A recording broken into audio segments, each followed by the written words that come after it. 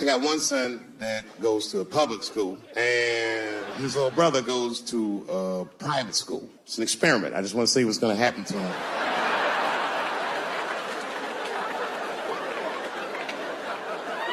But what's weird is my little son in private school, he's like my thuggy son, you know what I mean? I don't know where he get that from. He's not getting it from me. And he's definitely not getting it from that school. That school is very, it's a liberal school. It's the kind of school, might be like 12 black students in the entire school. And I'm the only black parent.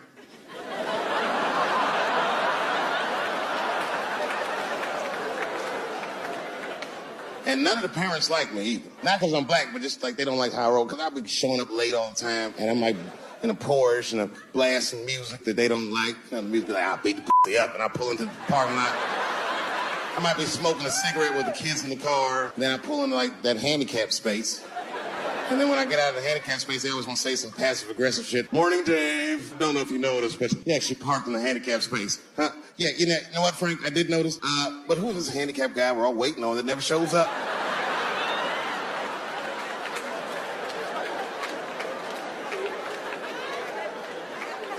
Imagine my surprise when I go to pick my son up and the teacher is waiting outside for me. She's just standing right there in the middle of the fucking handicap space.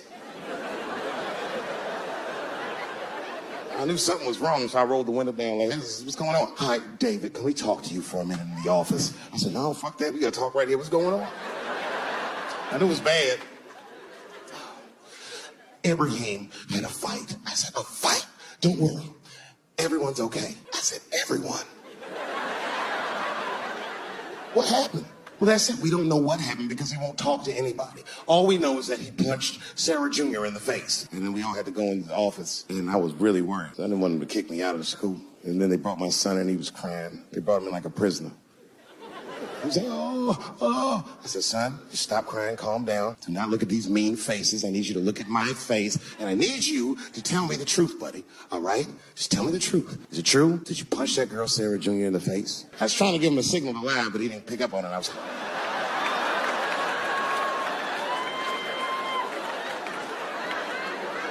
He wasn't paying attention. He said, yes, Daddy, I punched her face. I said, oh, my God. Why? Why would you do that? You're not supposed to put your hands on anybody. And his answer was so gangster, it scared all the parents in the room. He was like, oh. Because she had it coming. I said,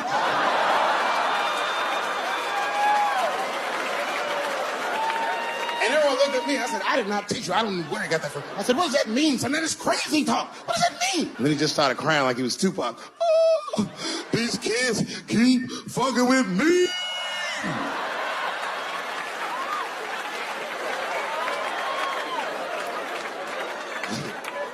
I told his teacher, I said, well, now wait a minute. This kid is a lot of things, but he's not a liar. And if he said they was fucking with him, they did something to him. Son, what's going on? What did they do to you? Oh, Dad, I'm tired of this shit. It's been going on all week. I said, what's going on all week? He said, we was at lunch, and that bit my sandwich. I said, oh.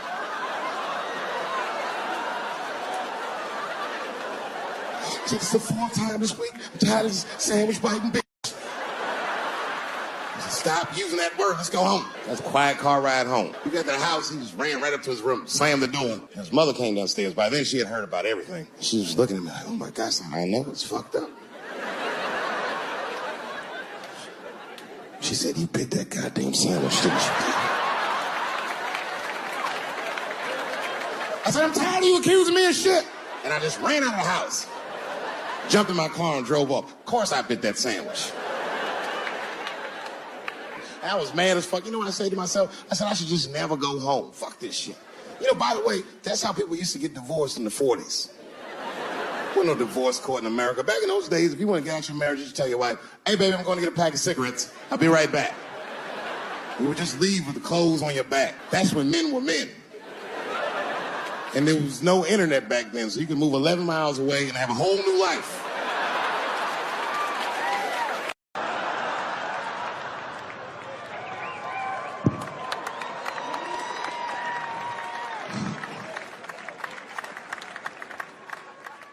Third time I met O.J. Simpson.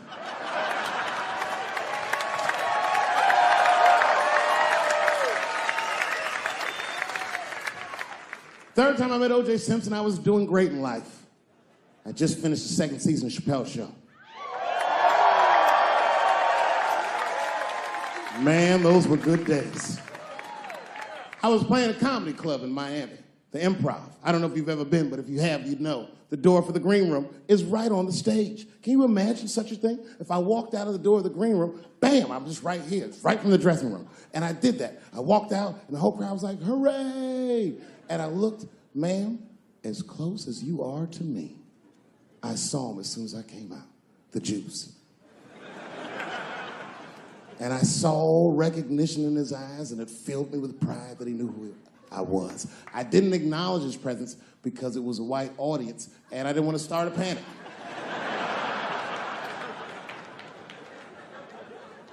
But I did my show. Show went great. I said, good night. I just gave him the signal, let him know I knew he was there. And I walked into the green room, and OJ was already in there. I was like, how the fuck is this possible? I was scared. And then my friends came in and we all started talking. We sat down on the couch. And I'm just telling you what I saw with my own eyes. You can believe me or not believe me.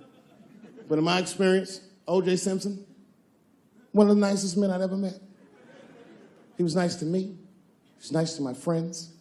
The conversation was filled with warmth and levity, humor, and wisdom. We talked for 90 minutes, and then suddenly the Juice said, you know what? I've got to be going. But it's good to see you again, and I'm glad things went so well. I said, thanks, Juice. And my friend said, yeah, goodbye, Mr. Juice. They're new to the game. He said, no, thank you for your hospitality. Good night, guys. And we said, good night. And he just walked out of the room. And as soon as the door closed, we all looked at each other like, that nigga did that shit.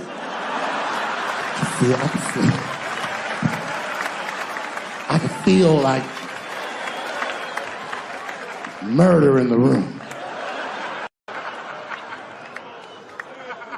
Well, you young heads missed that shit. You all too young. You don't remember that. How old are you, young man? You.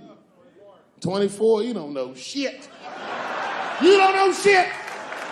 You gotta Google shit that I lived through. See, this is why I lock motherfuckers' phones up. Seriously. Because the young kids, you guys, look, you need to take a break from that. We all need to break just from that technology, just for a minute.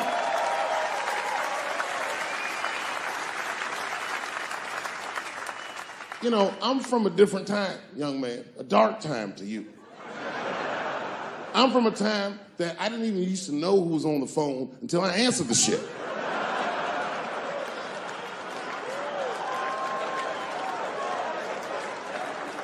Like when tragedy used to strike. I remember I was 12 years old and the teacher wheeled a television set into the classroom. You remember these days? And she turned it on to one of 3 channels. And she said, class, the space shuttle is taking off and we're all gonna watch it take off. Man, that shit was going great for like 3 to 5 minutes. That's right, you remember, it fucking exploded. Everybody on board, dead, immediately presumed dead. It was so bad the teacher looked at all the kids and was like, you can go home. It's a goddamn national tragedy. This was Cold War America. The Russians were laughing at us. My point is, for a guy your age wouldn't even know the pain because in your generation, it's like the space shuttle blows up every fucking day. How can you care about anything when you know every goddamn thing? I'm getting over one cop shooting, and then another one happens, and then another one happens, and another one happens. I'm crying about Paris, and then Brussels happens. I can't keep track of all this shit, so you just give the fuck up. That's the hallmark of your generation, and that's fucked up because your generation lives in the most difficult time in human history. This is the age of spin, the age where nobody knows what the fuck they're even looking at. Did you know that Planned Parenthood was for abortions? It's for people that don't plan things out at all.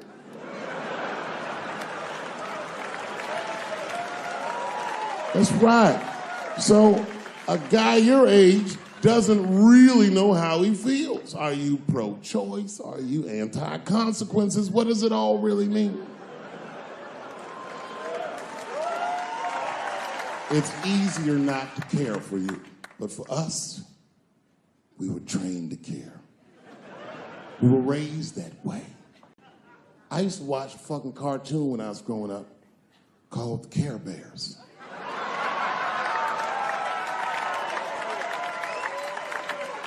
It was about a fucking group of teddy bear people.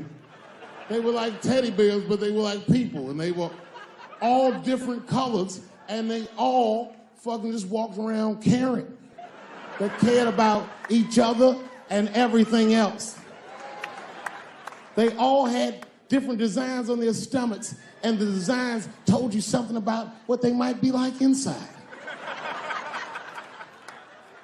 Very, very loving group of beings.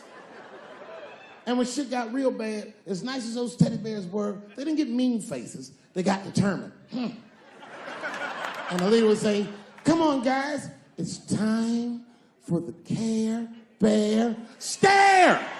Remember that shit? And them little teddy bears would lock arms and stare at the problem. And I'm not even bullshitting. Actual love would shoot out of their chest and would dispel any. When we grew up, we wanted to be like those bears. And then we got our hearts broken. So we found out that life wasn't gonna let us do that. And that it's impossible to shoot love out of your chest. However, I have shot love onto somebody's chest before.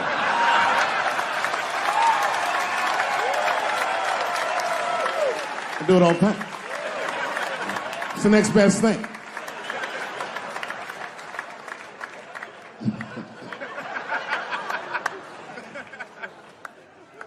Oh yeah, you kids don't know. Your generation is just determined to be angry, mad. Everybody's mad. Back when we were growing up, only black people were mad. Now, everybody's just trying to get in on the act. I try to think to myself, well, when did everyone get mad? And then I realized this happened before we were born. This is a long way to go, but probably started in the Second World War. Think about it. All these black men, millions of black men, leave the United States for the first time, go over to Europe with America's armed forces and fight the Nazis and make more money fighting Nazis than they ever dreamed they would make in the United States. And a lot of those men, while they were in Europe, just to be real, not to be crass, a lot of them probably got their dicks sucked. Gentlemen, this was World War II Europe, and these were desperate times, and penises were being sucked for shoelaces and chocolate and very frivolous things. And it's very hard to come back to America and sit on the back of the bus after you've been in the south of France getting your dick sucked for a Crunch bar or some crazy shit like that. That's a life-changing experience. And while that was happening in Europe, here in America, for the first time, women entered the workforce en masse by the millions. All the men were gone. Someone had to run the factory. The ladies did it. That's right. This was the first generation of American women to have independent income en masse. And when the men came back, the women weren't the same. American women had grown. They were uttering phrases that no woman on earth had ever spoken before. Things like no and shut the fuck up and I don't feel like it.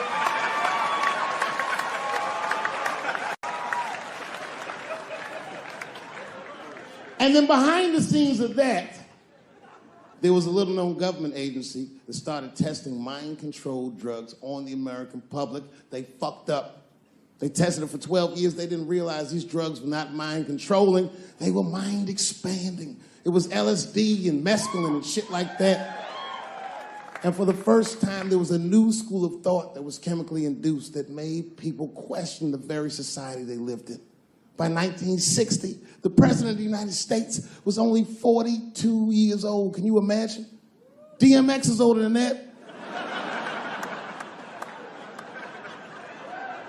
And he was going to usher in a new era of peace. He was gonna avoid the Cold War. He was gonna end segregation. And they blew his fucking brains out in front of everyone in Dallas. This country was never the same. There were 7 more major assassinations in the 60s.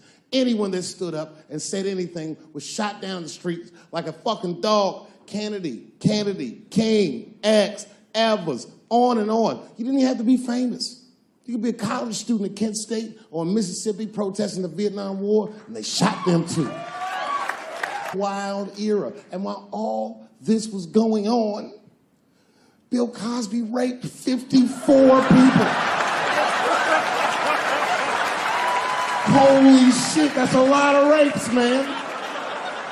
This guy's putting up real numbers. He's like the Steph Curry of rape. Man, that's a lot of rapes. 54. He had raped 30 less people. That's still 24 rapes. Don't forget, each one of these rapes has 8 hours of sleep in it. Ladies and gentlemen, that's over 400 hours of rape. It only takes 65 hours to get a pilot's license. If rapes were aircrafts, this nigga's Top Gun for sure.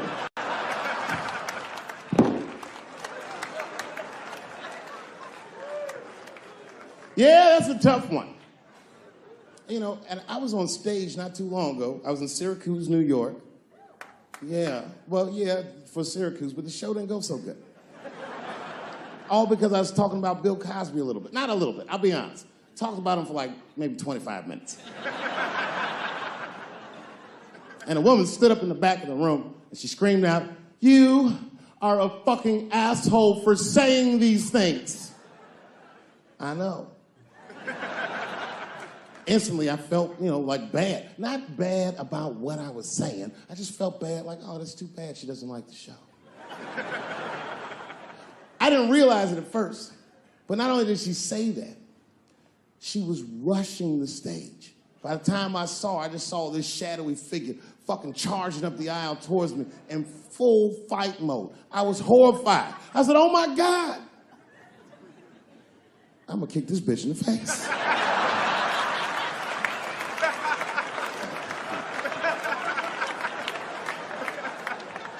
Lucky for me, I didn't have to.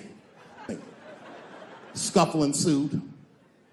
And then, finally, she screamed out to me, "Women suffer." I said, I know. And ladies, I need you to know that I know. I need you to know, seriously, there's a lot of men in this room that identify themselves as feminists. I would include myself in that. Don't ever forget, we all have mothers and daughters and sisters and wives, and we want to see all these women do well and not be held back by their gender. There's a lot of men like that in this room. There's a lot of men like that in the world, or as we are known on the streets, bitch-ass niggas.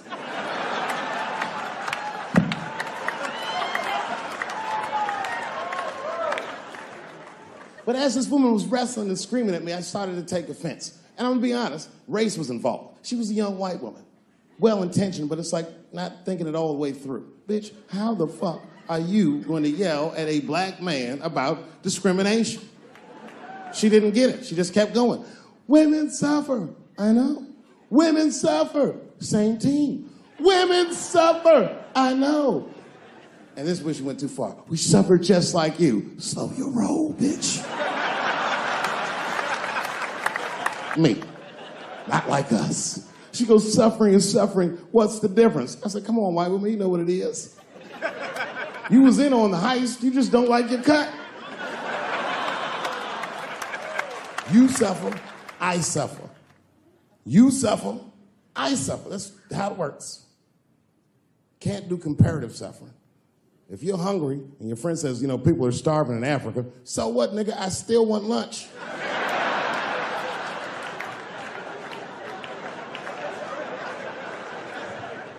Black people know about comparative suffering, and you know this is a fucking dead-end game. Blacks and Jews do that shit to each other all the time.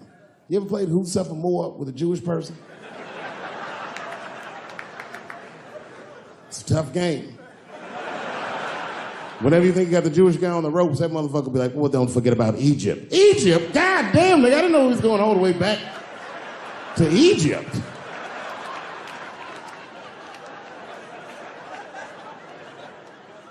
What the fuck is wrong with her? What does she think? Does she think that I don't know that rape is wrong?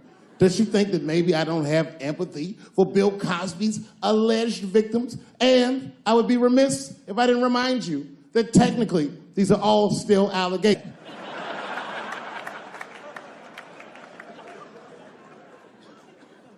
But perhaps, if she looked at it correctly, she would have empathy for me, the man she was attacking. 42-year-old black comedian. Obviously, Bill Cosby was a hero to me. And she doesn't know what it feels like to think that your hero might have done something so heinous. My God, you can't imagine. It'd be as if you heard that chocolate ice cream itself had raped 54 people.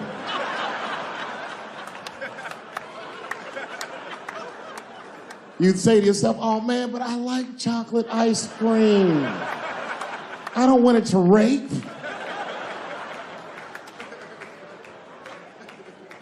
Didn't want to believe it. At first, I didn't believe it. I was like, man, these people are obviously trying to destroy Dr. Cosby's rich legacy. Even 34 allegations into it, I was still like, man, probably only raped 10 or 11 of those people. I know. Tough time for the blacks.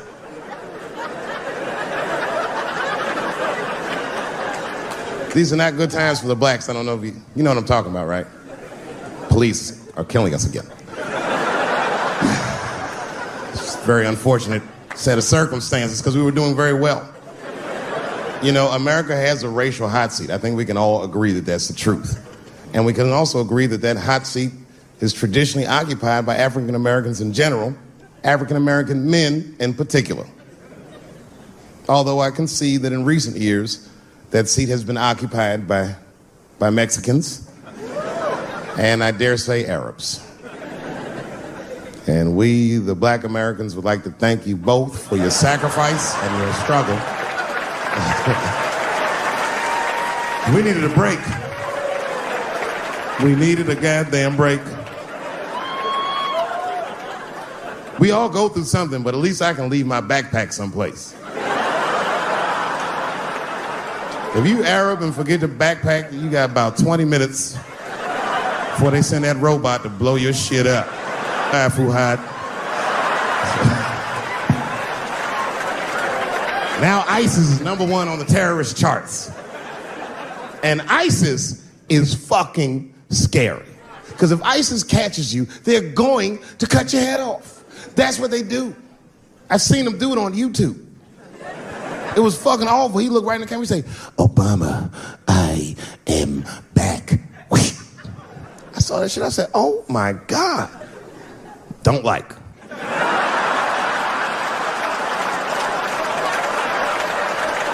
How is this guy cutting people's heads off on YouTube? I can't even post a dick pic, and this motherfucker is decapitating people. I'm gonna have to change my settings. You know, everyone has it hard, but I think harder than black people and harder than Arabs and harder than Mexicans, you know who has it the worst? Fat black people.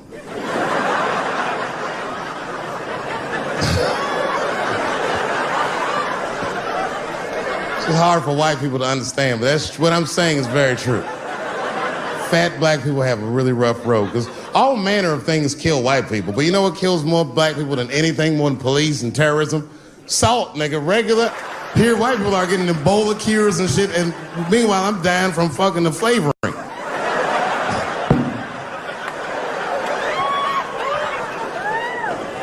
Look, honestly, I'll stop talking about it. Let me say this, though. Let me just say this. Can we all just say that we've seen it coming? Were you surprised? It's like when that guy threw that banana at me. Do you think I was surprised? Hell no. I've been in show business 30 years. I was expecting this banana. I knew one of these nights, it's like somebody gonna throw a banana at me one of these nights, niggas. Because that's how it starts, with the name calling. Like that Paula Deen. Remember Paula Deen got fired from the Food Network? If you know anything about show business, it is really hard to get fired from the fucking Food Network. And they dropped that bitch like a hot potato. All because she called somebody an N-word 30 years before she had a show. I don't know who she said it to, but whoever it was just looking at her like, I'm gonna get you for this bitch. That shit came back 30 years later like a Bill Cosby rape and sunk a battleship.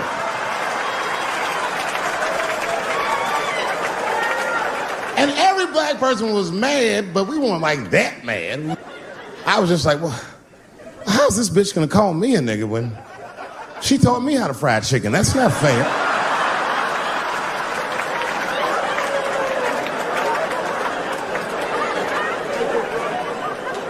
I think Donald Sterling shit was more serious. Remember Donald Sterling? He used to own the Clippers, and then he got caught on a secretly recorded tape saying some very unsavory things about African Americans. And there's a lesson in that for all of us. The lesson is, if you are old and white and racist in this great country, whatever you do, don't tell your black girlfriend about that shit, because that's who made the tape. She recorded all that shit, and the tape was terrible. He was like, stop bringing these black guys to my games. First, we're all confused, like, well, how the fuck are you gonna have a game without us? But it turned out that the black guy he was speaking of was none other than Magic Johnson, the billionaire. Unbelievable. Never even mentioned the fact that he had AIDS, which is... This guy must be really racist if AIDS is the footnote. Well, you gotta be careful, baby. He got the old Ebola.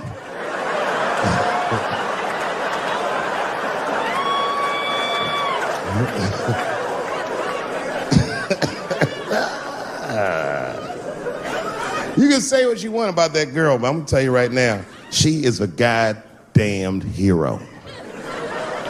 Because you might have thought these things were happening before, but now you can see it all in front of you without a shadow of a doubt. That shit actually went down. She sucked that old guy's dick. She really took one for the team on that one. It's really gross. This dick is like 80 years old. It's like tasting history. Like 5 wars on it, Civil Rights Movement, Great Depression. This guy's been fucking from 40 years before Bill Cosby's first rape. This is a very old man. It's a very old penis.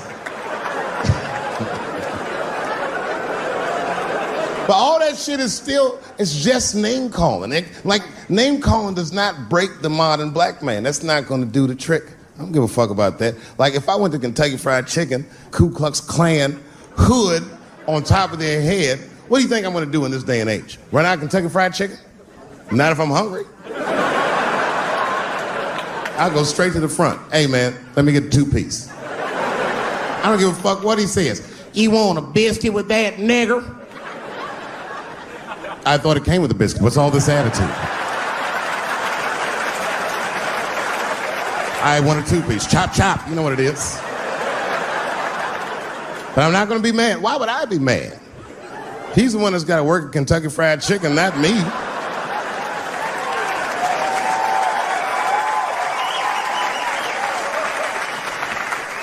Well, how about this? What if I lived in Austin and I had a white girlfriend? It's possible in Austin. As a matter of fact, some people say it's necessary, but that's not the point. And me and my white girlfriend at home one night, and we're just doing what lovers do. Maybe she's butt naked and she's down on one knee giving me a hand job. I love a good hand job. And she's really jerking me off. You know, getting her obliques nice and tight. I got a huge dick, so she's like, And I'm like, wow, this really feels wonderful. I think I'm gonna come. Nigger. I know, that's a tough one. But what do you think I'm gonna do? Hey!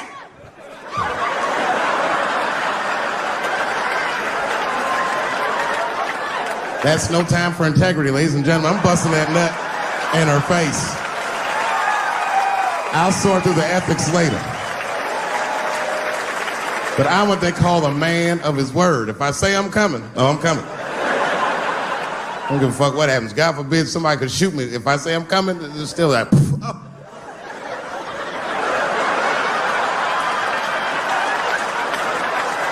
Doesn't mean I like getting shot.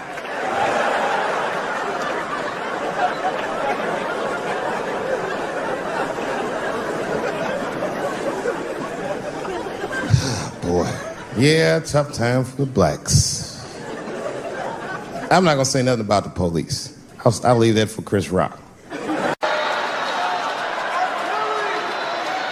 Okay, R. Kelly is different. I mean, you know, if I'm a betting man, I'm gonna put my money on he probably did that shit.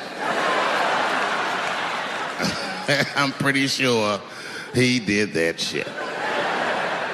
You know, it was bad, okay? So a couple years ago, I was doing a show in Detroit, and I'm sitting backstage in my dressing room. A friend of mine comes by, this chick, Dream Hampton. Dream tells me, right before I'm going on stage, she goes, Dave, I'm working on a documentary about R. Kelly. Would you like to be in it? And I was like, nah, bitch, I'm cool.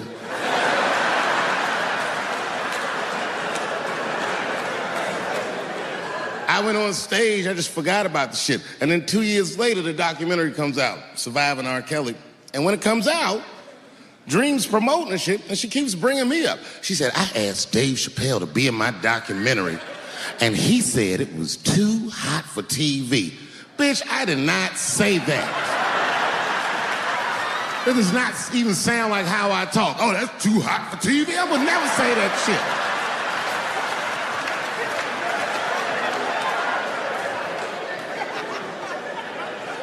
But I'm gonna tell you guys why I wasn't in the documentary.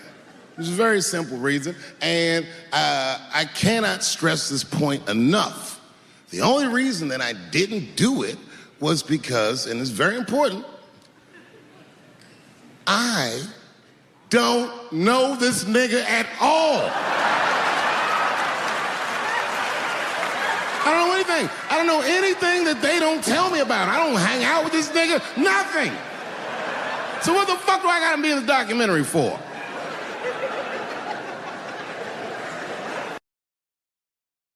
This guy, R. Kelly, got another sex tape out now. Can you believe that shit? This guy makes more sex tapes than he does music. He's like the DJ Khaled of sex tapes. Another one. Like, damn, nigga. It's a lot of tapes. The new one's so bad that they didn't even show it. I've never seen anything like this. The prosecutor in Chicago came out in a press conference and read to the media a transcript of a sex tape. Have you ever heard of such a thing? This nigga read the sex tape.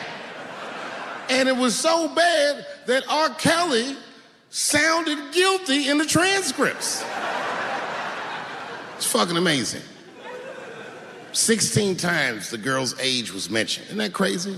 This motherfucker is an idiot. He was fucking her like, yeah, this is the best 14-year-old pussy I've ever had in my life. And she was like, you like this 14-year-old pussy? He's like, oh yeah, I love this 14. I'm like, man, you need to shut the fuck up. You gotta give your lawyer something to work with. You're supposed to be on the tape like, this is the best 36-year-old pussy I've ever had in my life. And then your lawyer gonna be like, Your Honor, clearly my client thought that this woman was 36, as he mentioned some 16 times in the tape. They gonna know you lying though, you know what I mean? Everybody knows no such thing as good 36-year-old pussy.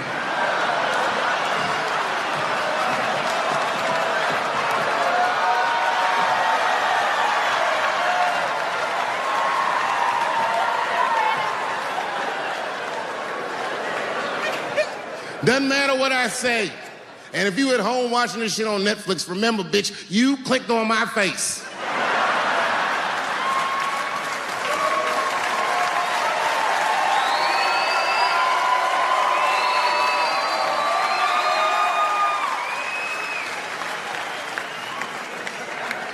Celebrity hunting season. Doesn't matter what I say, they're gonna get everybody eventually. Like, look, I don't think I did anything wrong, but we'll see.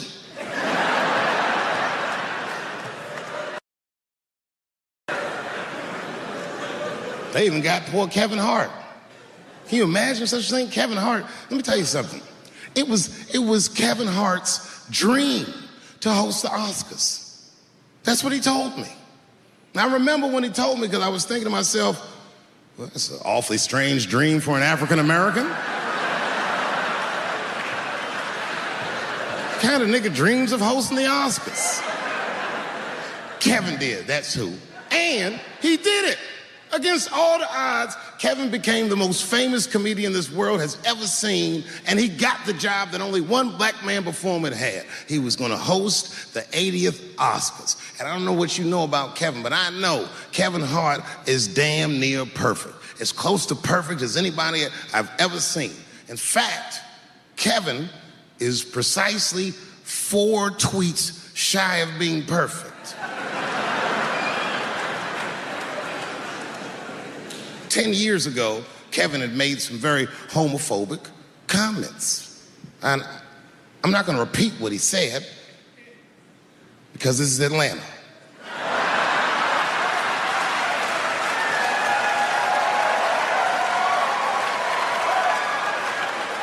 You know what I mean. I'm sure there's a lot of gay men here tonight with their wives.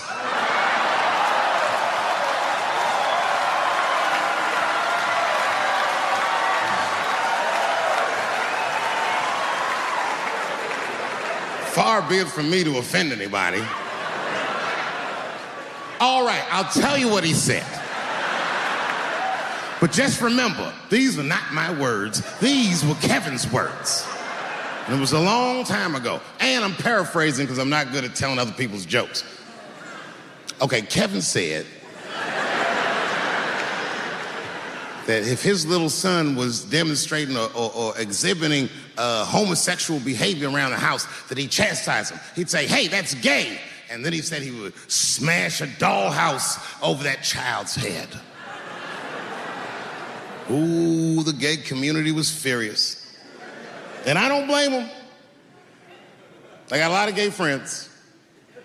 And all of them, 100% of them, all have told me fucking horror stories about the shit they had to go through just to be themselves. Crazy, crazy stories. And in all those stories, I gotta say, not one of them has ever mentioned anything like their father smashing a fucking dollhouse over their head. Because clearly Kevin was joking. Think about it. You would have to buy this nigga a dollhouse to break it over his head in the first place. Does that sound right? Is anybody gonna do that?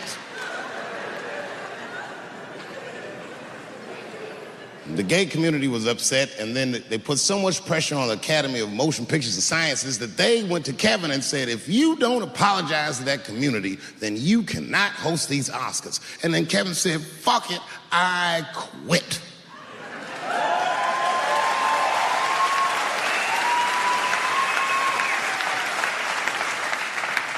And then he went on every talk show in America and apologized for 6 weeks.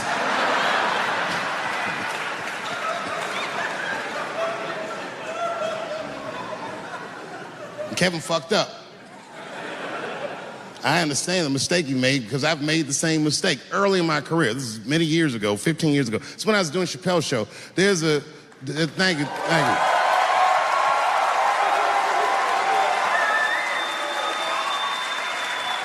On network television, they have a department that's called Standards and Practices. This is the department that tells you what you can and cannot say on television. And if you're doing your job well, you should never hear from them. But if you're making a Chappelle show, you'll hear from these motherfuckers all the time. And remember, this is 15 years ago. I made a mistake. I didn't even know I had done anything wrong. I had written a sketch that had the word faggot in it.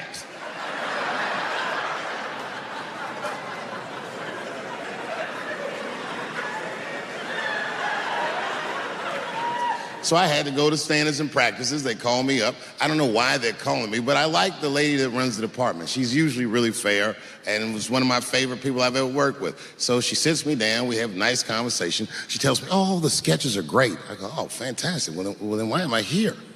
She said, because, David, there's no way that you can ever say the word faggot on our network.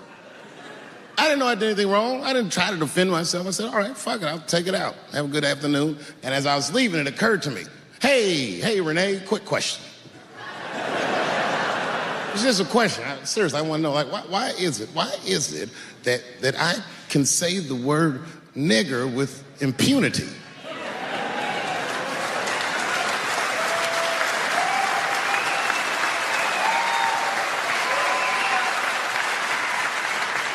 But I can't say the word faggot.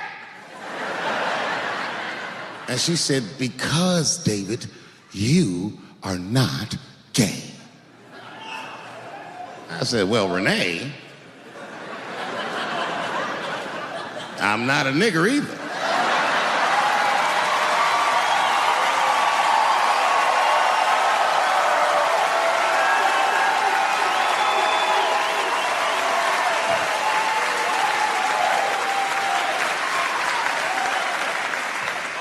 But you see, what I didn't realize at the time and what Kevin had to learn the hard way is we were breaking an unwritten and unspoken rule of show business. And if I say it, you'll know that I'm telling you the truth. The rule is that no matter what you do in your artistic expression, you are never, ever allowed to upset the alphabet people. You know who I mean. Those people that took 20% of the alphabet for themselves. I'd say the letters, but I don't want to conjure their anger.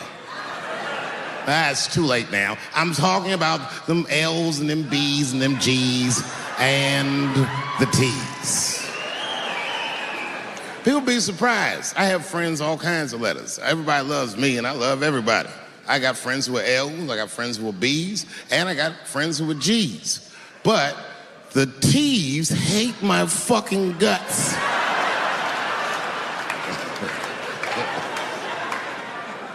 And I don't blame them. It's not their fault, it's mine. I can't stop telling jokes about these niggas.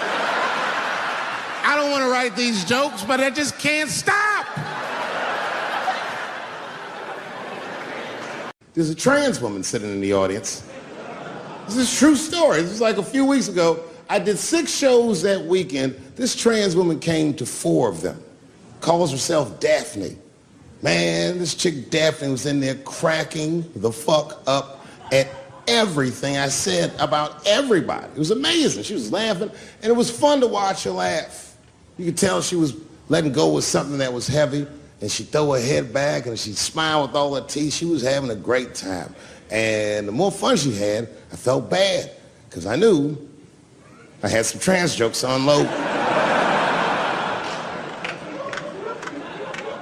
And I thought to myself, maybe I shouldn't say these jokes because I don't want to like fuck her evening up. She's having so much fun. But then I thought to myself, well, if I can't say it in front of her, should I say this shit at all? So I let her rip. To my surprise, Daphne laughed harder at the trans jokes than anybody in the room. In fact, everybody in the room would look at her to make sure it was okay.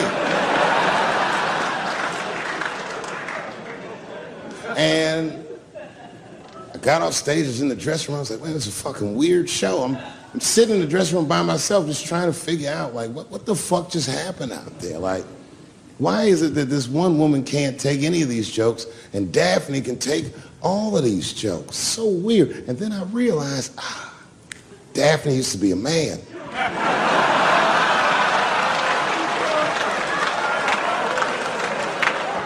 So now I go out of the dressing room and like you can see like all the staff was there like cleaning the club up. The audience had gone.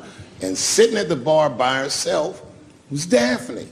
And she's like, hey, Dave, come join me for a drink. And I don't want her to think that I'm transphobic or nothing. So I'm like, fuck, I guess I could have at least a drink. And we get some tequila and we're sitting there. And she was fucking cool. Turns out that Daphne, she wants to be a comedian. She was asking me for advice, and I told her advice and all that shit. And then she says to me, she says, boy, you sure do get a bad rap for your trans jokes. I said, Daphne, thank you, but you don't have to say that. I hope I didn't offend you. She goes, no. She said, in fact, I read about you in the New York Times. I said, you did? She said, yeah. She said, I thought it was interesting that they blamed you for R. Kelly. They said you normalized him for telling jokes about him. I go, yeah, they said that. She goes, I wonder why they never said that you normalized transgenders by telling jokes about us. And I never thought about that. It never occurred to me. And we started making out. And then, like, I reached up just to see what it felt like. I was like, what? And it felt like pussy, did it? It was just like... What you gonna do if Trump get reelected? What am I gonna do if Trump gets reelected? Probably get a significant tax break.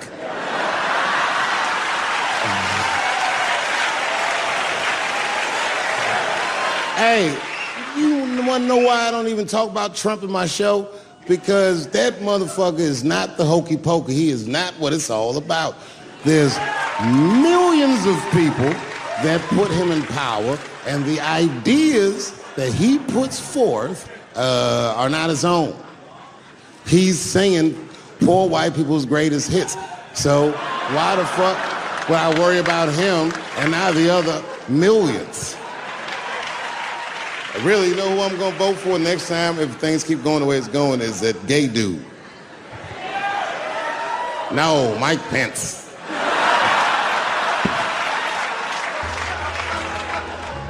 Now, this is the same club, the Punchlines. This is 15 years ago, and I had just gotten back from my infamous South Africa trip. And I came to the Punchline just to cheer myself up. It's a safe place where I could tell some jokes. And I find out that this comedian I know, Chris Tucker, who's in all those Rush Hour movies, I find out that Chris is in San Francisco too at some charity event.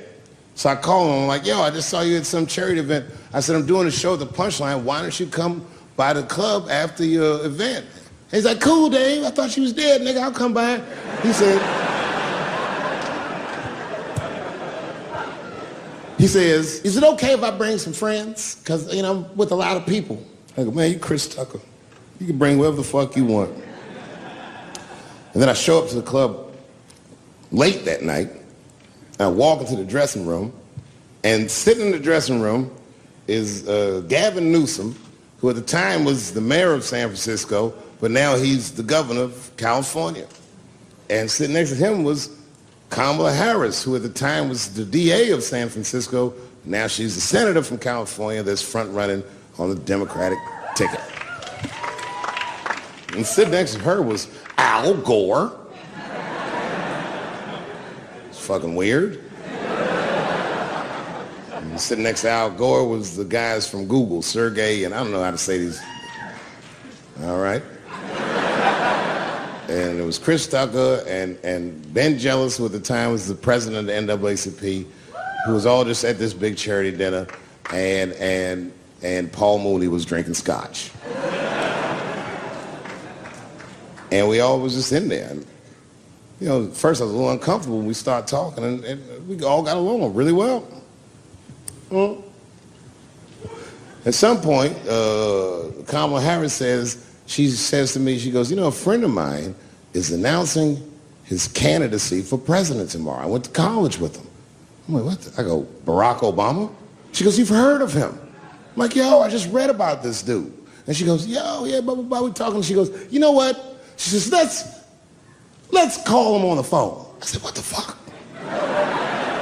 And she picks the phone up and she dials and she's listening like this. And she goes, this is voicemail. And she gives me the phone. She goes, leave him a message. You know, I didn't know what to say. I just said what you say to any black dude that's running for president. You know, stay low, running a zigzag pattern, this kind of shit.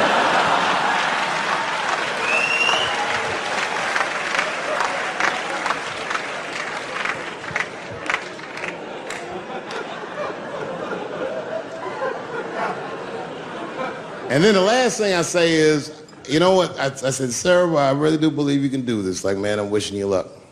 Now, next day I wake up and go for coffee at a place called the Embarcadero. It's like an eatery by the sea in San Francisco.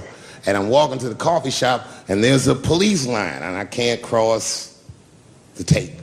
But then I figure, fuck it, I'm Dave Chappelle, so I go into the thing like this. And the police yoke me. These motherfuckers, like, tackle me immediately.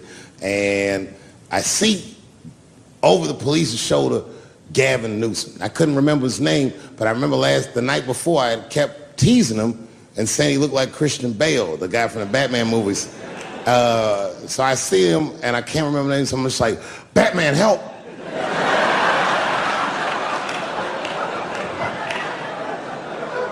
And he stops, he's like, Dave?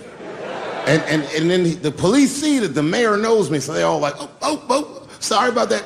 And he's like, hey, back up, everybody. And he just picks me up. He's like, I'm really sorry about that. I'm like, I'm fine, don't worry about it.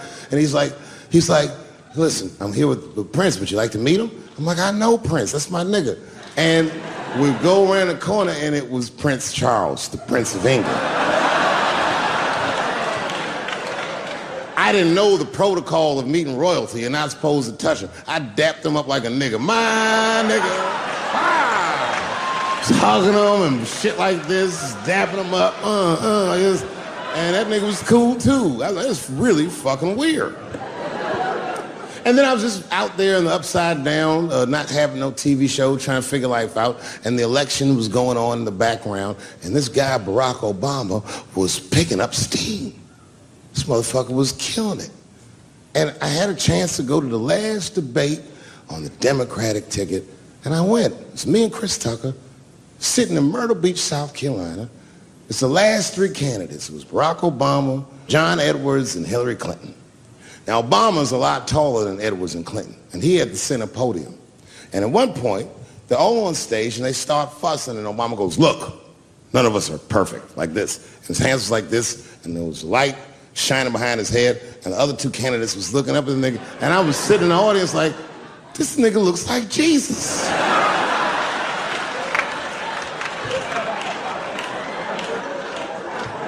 And I realized in that moment that I was looking at the next president of the United States. I was certain of it. I couldn't explain it, but I knew what I was seeing. And I got really excited. And I'm not that kind of guy. I said, I gotta meet this motherfucker. So I stayed. They were all on stage doing interviews, and I just waited. I was waiting and waiting, and then John Edwards was done with his interviews first, because everybody knew he wasn't gonna win. And I see John Edwards, and I said, hey, Senator Edwards, I just want to say hi. And that motherfucker looked at me like, I'm like, fuck you, nigga, you gonna lose anyway. And then he left, and then Hillary Clinton just walked by me in one of them Steve Harvey suits.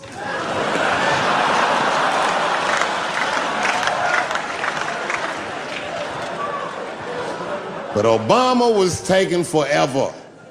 Everybody wanted to talk to him. When I knew the media saw exactly what I saw, there was no question about it. That was the guy. I waited and I waited, and finally, must have been over an hour and a half, he finishes his last interview. He's like, well, thank you very much. Good talking to you. And he turns around, and we make eye contact. He sees me, and when he sees me, he looks over, he goes, Dave Chappelle.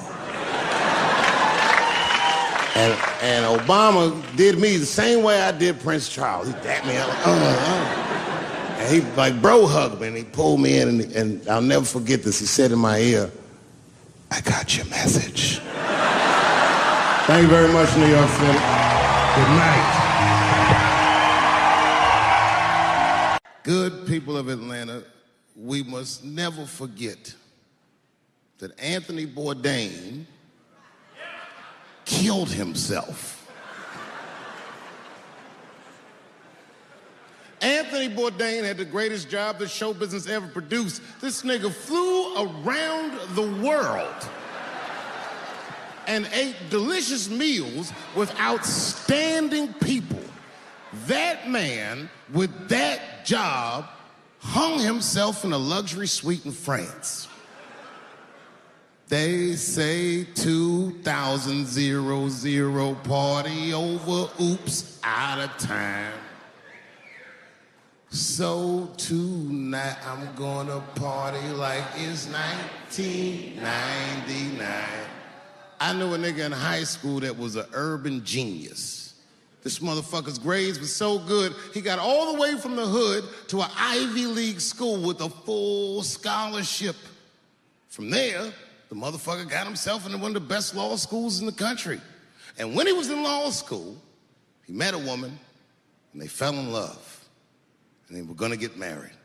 I remember him telling me about it. He was home for Christmas. And I told him, I said, my man, save that bitch for later in your life.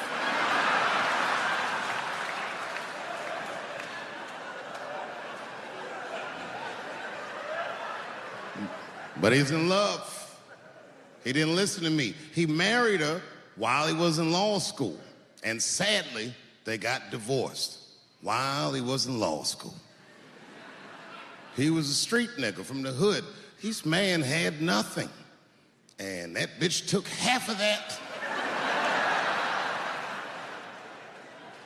And then I just never saw him again for years. And then 2 years ago, I was home in D.C. doing some shopping, trying to buy my sons some socks at Foot Locker. I go to Foot Locker, guess who's the manager? That nigga. Dressed like a referee, the whole shit.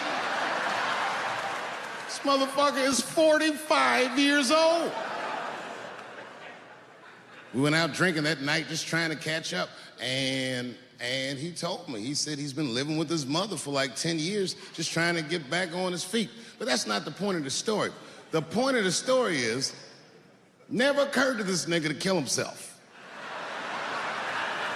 He's alive and well in D.C.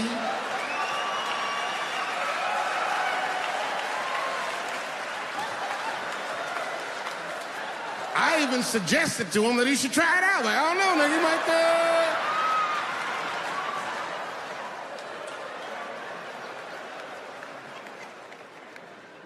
Nobody's life is perfect. No matter what it looks like from the outside, you don't know what the fuck's going on inside. I have a great life, but it's not a perfect life. But it's good. My shit's like an above-ground pool. You ever seen one of them? Yeah, it's a pool.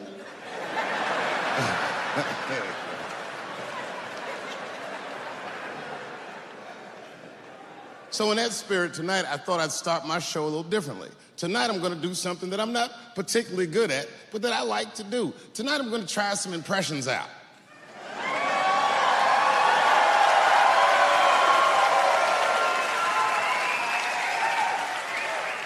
I only got 2.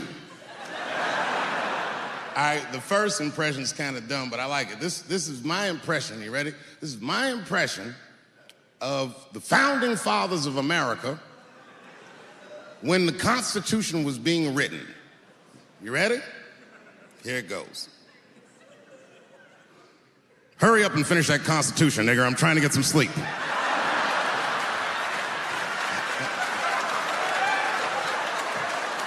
It's not bad, right? All right, the next one.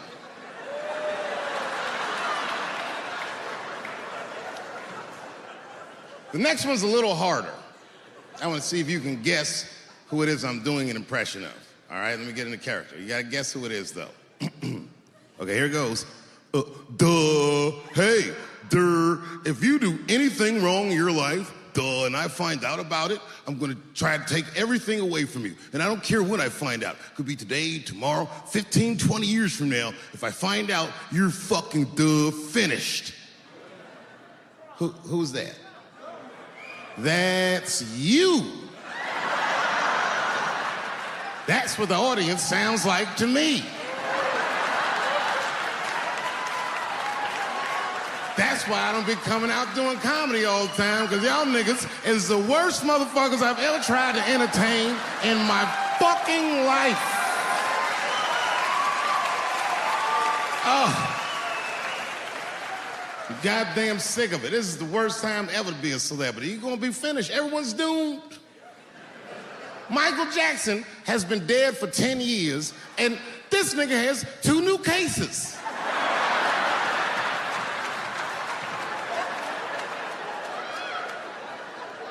And if you haven't watched that documentary, then I'm begging you, don't watch it. It's fucking gross. I felt like HBO was sticking baby dicks in my ears for 4 hours straight. Really nasty shit. I don't want to know all these things. Turns out, Michael Jackson allegedly likes a long gander at the anus.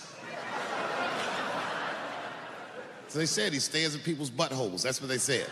That's how gross the documentary was.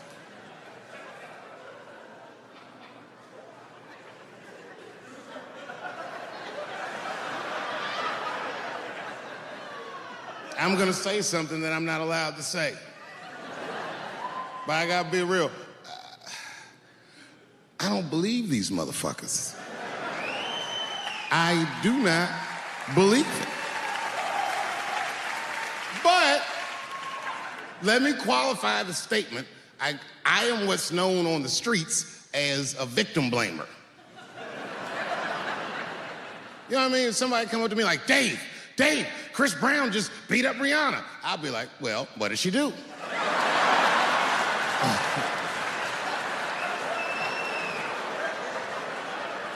Dave, Michael Jackson was molesting children. Well, what were those kids wearing at the time?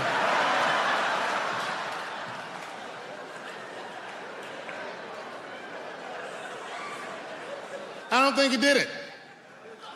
But you know what? Even if he did do it, you know what I mean?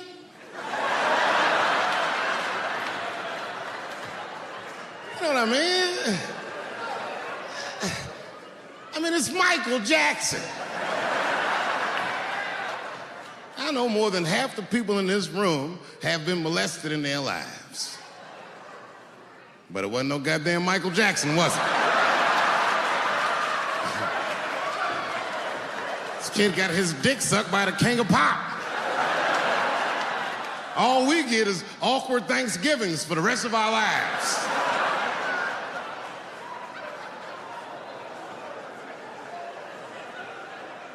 You know how good it must have felt to go to school the next day after that shit?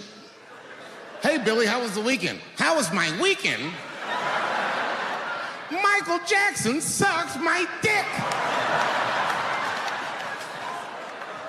And that was my first sexual experience. If I'm starting here, then sky's the limit.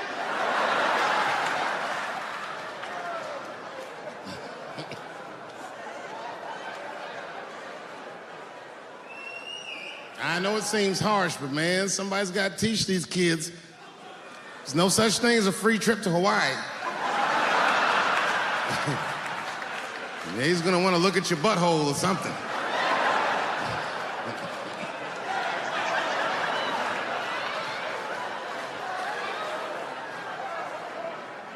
You know why I don't believe it? You know why I don't believe it? Because if Michael Jackson's out here doing all this molesting, then why not Macaulay Culkin? Macaulay Culkin said in an interview that Michael Jackson never did anything inappropriate with him or even around him. Think about that shit. You know, I'm not a pedophile. But if I was, Macaulay Culkin's the first kid I'm fucking, I'll tell you that right now.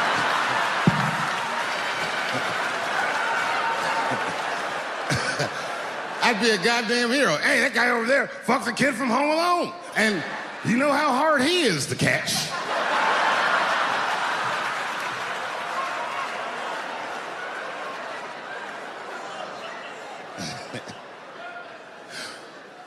My mind's telling me no.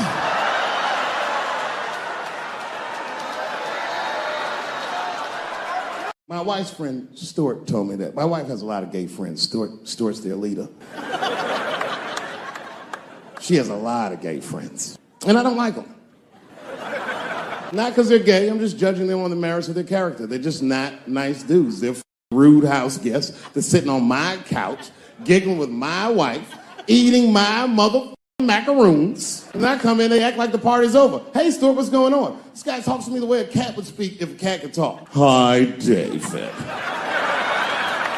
He always must have some kind of gay political argument. The last one was about a petition in federal court to take the words husband and wife out of the law. I said, well, why would you want those words out the law? He said, because it discriminates against same-sex couples. I was like, niggas, please save me the semantics. Just trust me. Take your chips and get the fuck out of the casino. You're about to crap out. Go outside, talk that over amongst yourselves, and whichever one of you is gayer, that's the wife. I've never seen somebody in an office so high with the most just basic fucking solutions. We should not let any more Muslims in the country till we can figure out what's going on. Did he just say, figure out what's going on? Who doesn't know how to do basic math? Let's count it out. There's been 17 mass shootings in the United States. 4 of them were done by Muslims. None of those 4 Muslims were from any of the 7 countries in your stupid ass original band. The other 13 shootings were done by the Tiki Torch whites. And you don't see me trying to ban white people from the show to keep the rest of the audience safe. It's a fucking terrible idea because it's mean and it's racist. And most importantly, if there were no white people here tonight, I might leave this bitch with $1,800. This man needs to realize that we all need each other. And that's why we will never, ever be able to beat China. Because everybody in America is racist and everybody in China is Chinese. This guy, R. Kelly, got another sex tape out now. This guy makes more sex tapes than he does music. He's like the DJ Khaled of sex tapes. Another one. Like, damn. The new one's so bad that they didn't even show it. 16 times the girl's age was mentioned. Isn't that crazy? This motherfucker's an idiot. He was fucking her like, yeah, this is the best 14-year-old pussy I've ever had in my life. And she was like, you like this 14-year-old pussy? He's like, oh, yeah, I love this 14. I'm like, man, you need to shut the fuck up. You got to give your lawyer something to work with. You're supposed to be on the tape like, this is the best 36-year-old pussy I've ever had in my life. And then your lawyer can be like, Your Honor, clearly my client thought that this woman was 36, as he mentioned some 16 times in the tape. They gonna know you lying, though. You know what I mean? Everybody knows no such thing as good 36-year-old pussy. It is wild, bro. Where you from, man? Where you from? New York. You from, what, Manhattan? Brooklyn. You are from Brooklyn, aren't you? You look like you can rob somebody with a hammer.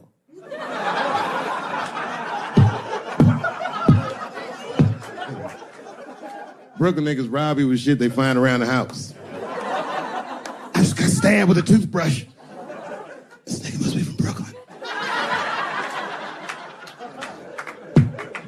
I'm fucking around.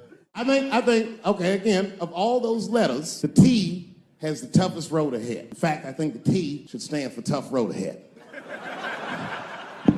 They've got the longest mental gap to bridge. That's all I'm saying. Because, you know, whenever I see one of them T's on the street, I don't mind them, but I'll be like, man, I miss Bruce. I'm sorry, guys. I'm 42. I remember Bruce Jenner. Before the Kardashians, before all that, this motherfucker was a white American superhero. It was amazing. He was beating Africans at track and field. We'd never seen anything like it. He was on my cereal box growing up. You know how much of that cereal I ate, nigga? I didn't know he was gonna do that. I knew before you guys knew. I heard things on the street in Hollywood. You know, you just be out, see people. Hey, what's up, Kanye? Why the long face? Nigga, you'll see. I got 2 mother-in-laws now.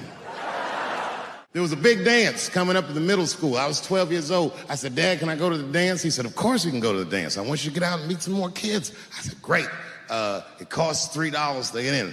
And my dad said, ooh, sorry, son, I don't have it. I was like, what the fuck? You don't have $3? Well, then how are we alive, Dad? Dad said, if you want to go to the dance bad enough, I'll tell you what, there's some money in the change jar, get the money from there.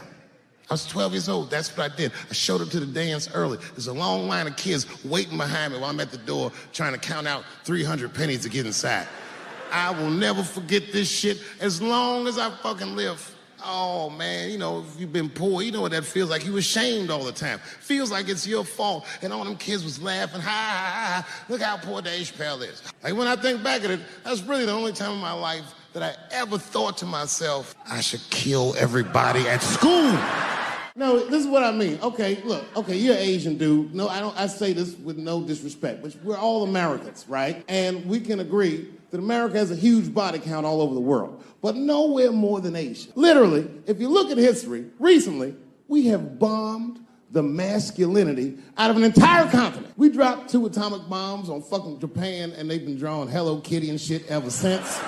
There's a lot of lady boys in the wake of our bombs, and I know these things because my wife is Asian. She's Filipino.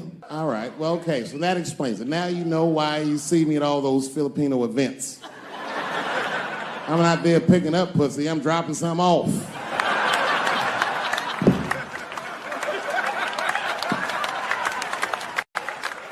I take my wife to all that shit. I took my wife to see Pacquiao fight Mayweather. We sat ringside, okay?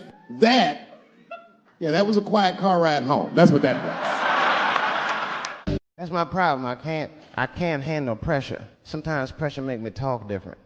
I'm serious. You ever have like that social pressure? You ever talk to somebody who's fake and they make you fake? Like that kind of deal, like, hey, how you doing? You're like, fine, how are you? And you're like, I don't even talk like that. I get sick of that shit. I do. It just makes me sick. Sometimes I'll talk crazy just to make myself feel better. You ever do that? Just start talking like crazy. Like, you ever hear this voice? Man. That's how bad guys used to talk in the 40s. In the old days. See, I talk like that. Not all the time, but if somebody put the pressure on me, fuck it, I gotta cut loose.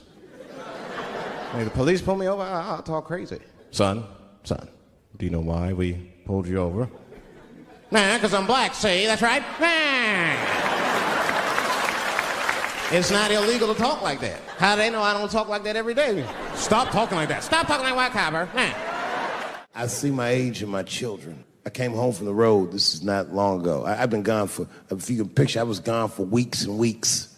And when I came back, nobody was home. Now, one person in my family thought that maybe I'd like to see them when I got back. Like, they knew when I was coming back, but they just weren't home. And that shit was a wake-up call. But an empty house, that's some cold shit. And I went into my oldest son's room. I was like, hello, hello. He was gone.